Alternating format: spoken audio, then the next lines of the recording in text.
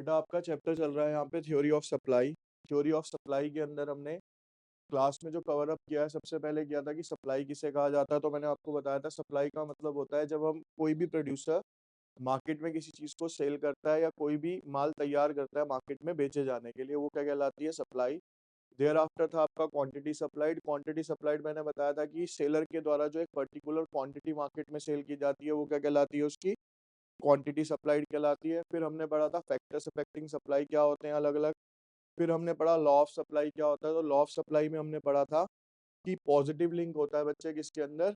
Price और इसमें price और डिमांड के, और सॉरी, प्राइस और सप्लाई के बीच में। यानी कि अगर प्राइस बढ़ेंगे तो सप्लाई भी बढ़ेगी, प्राइस कम होंगे तो सप्लाई भी। क्लियर है यहाँ तक? ठीक है। अब आज का क्वेश्चन ये आता है कि explain change in quantity supplied और explain movement in supply curve, explain extension and contraction in supply. तो देखो, चेंज इन क्वांटिटी सप्लाइड, फिर से क्या है यहाँ पे? मूवमेंट आई। ठीक है। आपको बताया कि एक फैक्टर तो हमारा क्या होता है बेटा? प्राइस होता है, जिसकी वजह से सप्लाई में चेंज होगा। ठीक है। एक फैक्टर क्या होगा हमारा? Supply.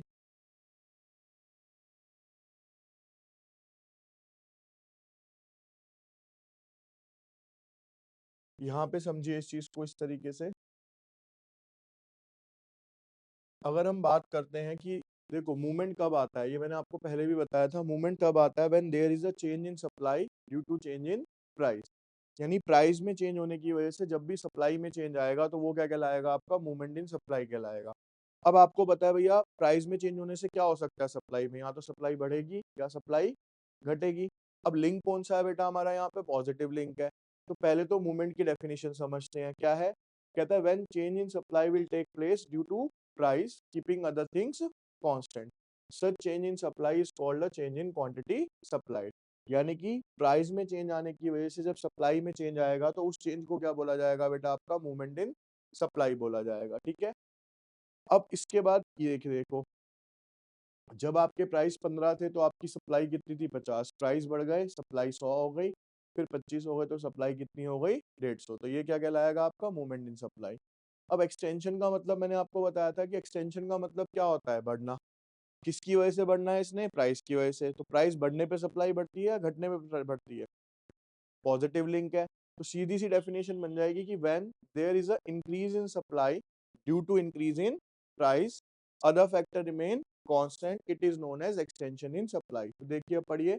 When supply of a goods will increase due to increase in price keeping other factors constant, then such increment in supply is called a extension in supply.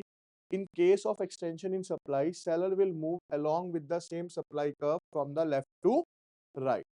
देखिए बेटा, पहले 5 प्राइस थे तो ये कितना था? 50। फिर 10 हो गए तो ये कितना हो गया? 100। अब आप ये देखिए, 5 से 10 हुए और ये कितना हो गया यहाँ पे? क्लियर है? तो अब इसका अपोजिट पे आ जाओ, क्या है यहाँ पे? ये कॉन्ट्रैक्शन। कॉन्ट्रैक्शन का मतलब क्या होता है? कम होना। सप्लाई कब कम होगी? जब प्राइस कम होंगे। तो अपोजिट डेफिनेशन क्या बनेगी? When supply of good will fall in the price of such goods keeping other factors constant. कहता है जब किसी भी गुड्स की सप्लाई कम होगी, किस रीजन से? उसके प्राइस में कमी आने की वजह से। अदर फैक्टर्स कांस्टेंट रहेंगे। अब देखिए, उसका अपोजिट कर दो ऊपर वाले का। 10 पे आप 100 ले रहे थे, प्राइस 5 हो गए तो ये कितना हो गया? ठीक है।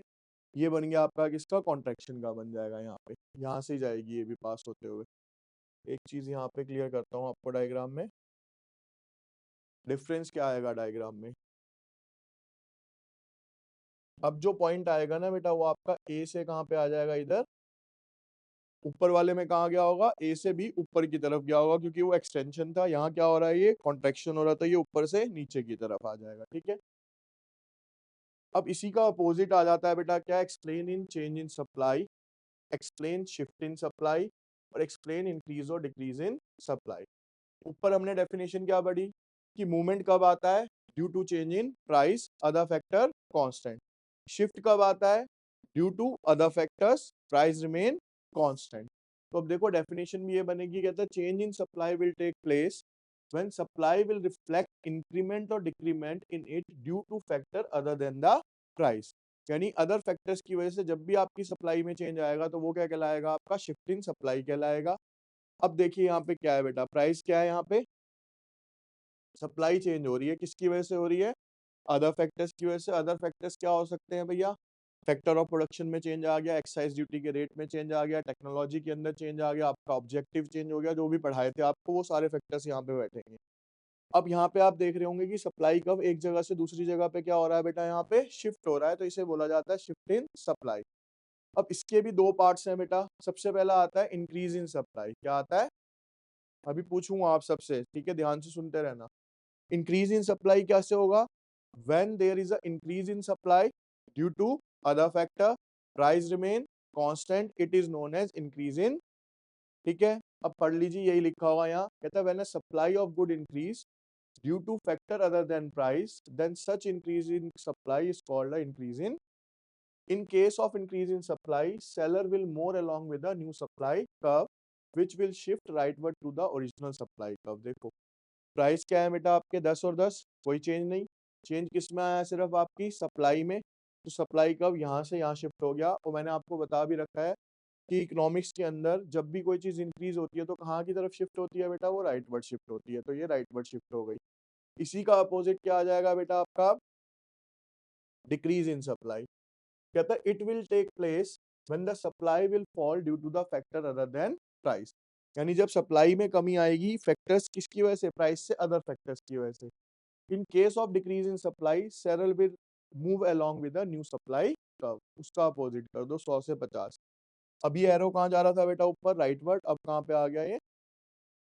क्लियर है यहाँ तक? सबको समझ आ गया ये पक्का? पूछ लूं?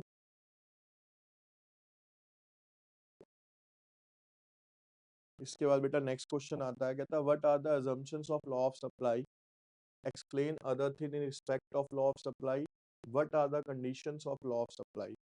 कहता है ऐसे फैक्टर्स बताइए या एजम्पशंस बताइए जिसके ऊपर हमारा लॉ ऑफ सप्लाई क्या करता है? वर्क करता है। ठीक है, मैंने क्या बोला आपको कि अदर फैक्टर्स क्या रहने चाहिए? हमारे कांस्टेंट रहने चाहिए। तो क्वेश्चन ये आता है कि सर ऐसे कौन से अदर फैक्टर्स हैं जो कांस्टेंट रहने चाहिए? तो पहला आता है सर यूज ऑफ मॉडर्न और capital intensive technique of production. ये कुछ कारण है जो कि अपनी जगह क्या रहने चाहिए? कांस्टेंट रहने चाहिए। मतलब अगर बेटा मैं लेबर इंटेंसिव टेक्नोलॉजी यूज कर रहा हूँ और सडनली मैं किस पे चला जाऊँ? कैपिटल इंटेंसिव टेक्नोलॉजी पे चला जाऊँ, तो लॉ ऑफ सप्लाई काम नहीं करेगा, क्योंकि मैंने अपनी टेक्नोलॉजी क्या कर दी? चेंज कर दी। ऐसे ही fall in the price of factor of production. ठीक है, यहाँ पे ना एक्चुअल में क्या है, ये जो क्वेश्चन है ना, what are the causes of decrease है ना, यहाँ पे आएगा what are the causes of increase in supply basically. ठीक है, क्वेश्चन चेंज होगा ये यहाँ पे। यहाँ पे क्वेश्चन क्या बनेगा ये? What are the causes of increase in supply. Increase in supply कब होगी? यूज ऑफ मॉडर्न और कैपिटल इंटेंसिव। यानी मैं लेबर इंटेंसिव से किस पे आ जाऊँ? मॉडर्न टेक्नोलॉजी पे आ जाऊंगा, तो क्या हो जाएगा? प्रोडक्शन बढ़ेगा, सप्लाई बढ़ जाएगी। फैक्टर ऑफ प्रोडक्शन के प्राइस सस्ते हो जाएं तो हमारे पास पैसा ज्यादा बचेगा, हम प्रोडक्शन ज्यादा कर पाएंगे। Social objective of a firm. Social का मतलब वो प्रॉफिट के लिए काम नहीं कर रही, वो कम प्राइस पे भी क्या करेगी? ज्यादा सप्लाई करेगी। Fall in the price of other goods. मैं बना रहा हूँ मान लो व्हीट और राइस, तो राइस के प्राइस अगर क्या हो जाए? कम हो जाए मार्केट के अंदर, तो मैं प्रोडक्शन किसका ज्यादा कर दूंगा? व्हीट का प्रोडक्शन ज्यादा कर दूंगा। Fall in the rate of excise duty. अगर टैक्स कम हो जाएगा तो क्या होगा बेटा? टैक्स कम होने से बेनिफिट क्या मिलेगा हमें? प्रोडक्शन कम कॉस्ट आएगी, कम आएगी, प्रोडक्शन ज्यादा होगा। और अगर हम बात करें what are the causes of decrease in supply, तो ऊपर वाले के सारे क्या हो जाएंगे बेटा? यहाँ पे अपोजिट हो जाएंगे। मतलब अगर मैं लेबर इंटेंसिव टेक्नोलॉजी यूज करूं, increase in the price of factor of production, profit maximisation objective, आपका मोटिव क्या होना चाहिए? प्रॉफिट कमाना। Increase in the price of other goods, increase in the rate of excise duty. ठीक है, how does the price of other goods affect supply of a goods, show it graphically. कहता है other goods के जो price है, अभी हमने क्या पढ़ा? ध्यान से देखो, अभी हमने ना एक चीज पढ़ी थी फैक्टर इफेक्टिंग सप्लाई में, कि अदर गुड्स के जो प्राइस होते हैं उससे भी सप्लाई पे फर्क पड़ता है। मैंने एग्जांपल क्या दिया था कि अगर मान लो आप व्हीट और राइस का प्रोडक्शन करते हो, राइस के प्राइस बढ़ जाएंगे तो व्हीट की सप्लाई क्या हो जाएगी? कम हो जाएगी, है ना? तो उसको हमें ग्राफिकली प्रेजेंट करके दिखाना है। ऐसा कैसे होता है? क्वेश्चन है how does the price of other goods affect supply of a good, show it graphically. कहता है when the price of other goods will increase, there will be decrease in the supply of that good when the producer is producing right now. अगर other goods के price क्या हो जाएंगे? बढ़ जाएंगे, तो जो प्रेजेंट में मैं बना रहा हूँ उसकी सप्लाई को क्या कर दूंगा बेटा? मैं यहाँ पे कम कर दूंगा। एग्जाम्पल से समझते हैं। The producer is producing wheat by using available plot of land, उसके पास जो जमीन का टुकड़ा है उस पर वो क्या प्रोड्यूस करता है, व्हीट प्रोड्यूस करता है। If the price of soybean will increase, उसको मार्केट में पता चलता है कि सोयाबीन के प्राइस क्या हो गए, मार्केट में बढ़ गए।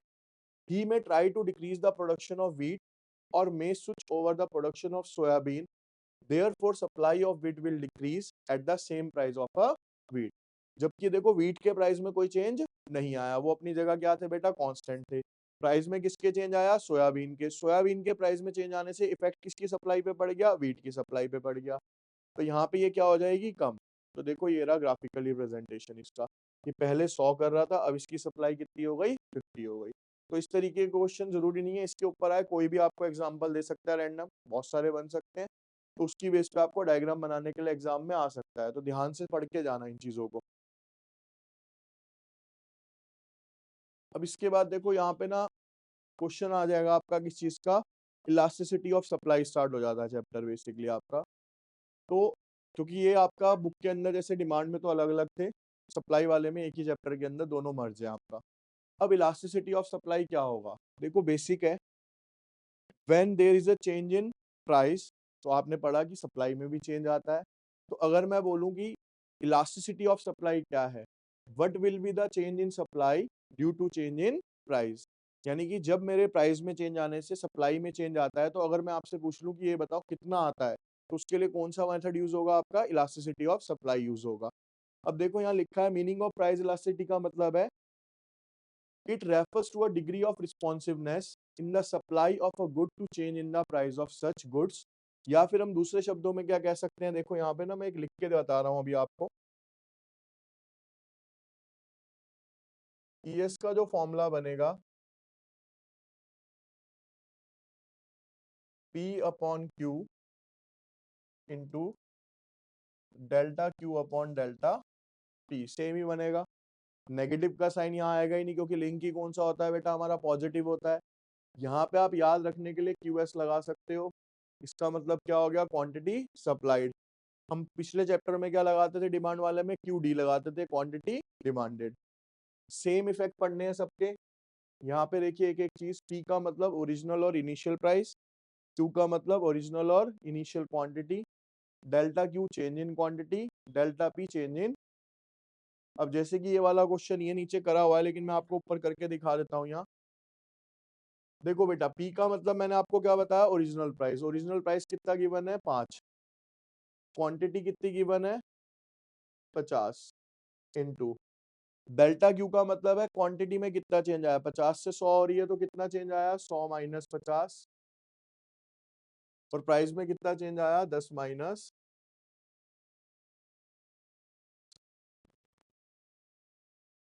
50/5। आंसर कितना आ गया आपका, 1। ठीक है, तो सेम बिल्कुल डिमांड वाले चैप्टर की तरह क्वेश्चन होने हैं, कुछ अलग नहीं है इसके अंदर आपका। समझ आ गया बेटा फॉर्मूला सबको ये, ठीक है। रजिस्टर निकालिए एक बार।